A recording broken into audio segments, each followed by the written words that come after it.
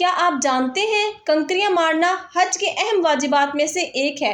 رمی کرنا یعنی کہ شیطان کو کنکریاں مارنا۔ لیکن کیا آپ اس کے ضروری فقہی مسائل جانتے ہیں؟ اگر نہیں تو یہ ویڈیو آخر تک ضرور دیکھیں۔ رمی میں 7 کنکریاں مارنا ضروری ہے، 7 سے کم جائز نہیں۔ اگر کسی نے صرف 3 کنکریاں ماری یا بالکل بھی نہ ماری تو اس پر دم لازم ہوگا، اور اگر 4 کنکریاں ماری تو باقی ہر کنکری کے بدلے صدقہ دینا ضروری ہے۔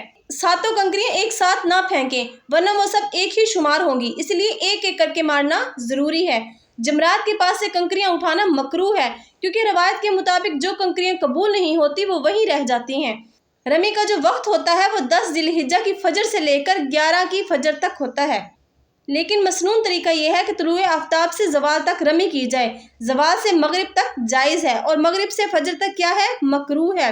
کنکریاں مارنے میں مسلسل ہونا شرط نہیں ہے، لیکن بلا وجہ وقفہ کرنا خلاف سنت ہے۔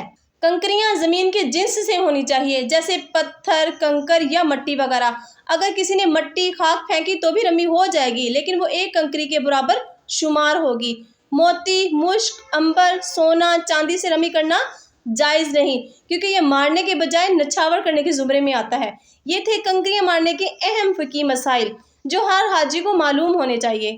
دین آسان ہے، خود بھی علم سیکھیں اور دوسروں کو بھی علم دین کی تعلیم دیتے رہیں۔